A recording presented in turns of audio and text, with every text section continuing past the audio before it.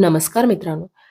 लक्ष्मीच्या पावलांनी या मालिकेमधील ईशाने सोडली मालिका. तर आता त्याचं कारण जे आहे ते कलाने म्हणजेच ईशाने खुद्द सांगितलेलं आहे.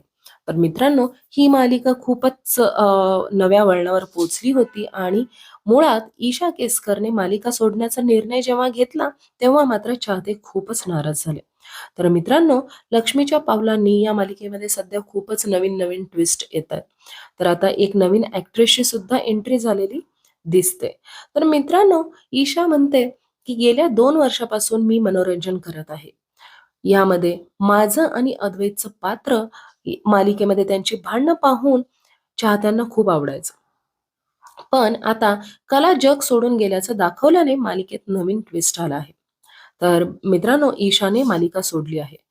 तर आता तिने कारण जे आहे ते मुलाखतीमध्ये स्पष्ट केलं आहे, की मी 2 वर्ष कंटिन्युअस काम करत होते आणि जून महिन्यापासून माझ्या डोळ्याला फोड आला होता. पण मी तशीच शूटिंग करत राहिले. पण ती दुखापत वाढल्याने डॉक्टरांनी मला काही दिवस विश्रांती घेण्याचा सल्ला दिलाय. विश्रांती जर मी घेतली नाही, तर भविष्यात डोळ्याची एक छोटीशी शस्त्रक्रिया देखील करावी लागेल. 10 ते 15 दिवस मी सूर्यप्रकाश पण पाहू शकणार नाही. त्यामुळे हे सगळं विचार करूनच आणि परिस्थितीचे गांभीर्य लक्षात घेऊनच मी मालिका सोडण्याचा निर्णय घेतला. मित्रांनो, सप्टेंबरमध्येच मी मालिका सोडणार असल्याचं टीमला कळवलं होतं, असं ईशाने सांगितलं. मध्यंतरी मला चिकनगुनिया आणि फूड पॉइझनिंग सुद्धा झालं होतं. तर टीमने माझी खूप काळजी घेतली यावेळेला सुद्धा आणि आता परत डोळ्याला दुखापत झाल्यामुळे मला सुट्टी मागणं योग्य वाटत नव्हतं.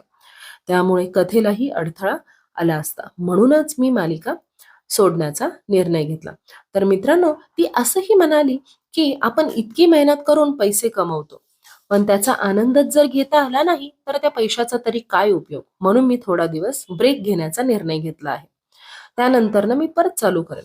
पण मित्रांनो, काही जण असंही अंदाज वर्तवतायत, की बिग बॉस मराठी 6 हे आता चालू होणार आहे आणि कदाचित त्यामध्ये ईशाची एंट्री होणार असल्यामुळे तिने आधीच ही मालिका सोडली आहे.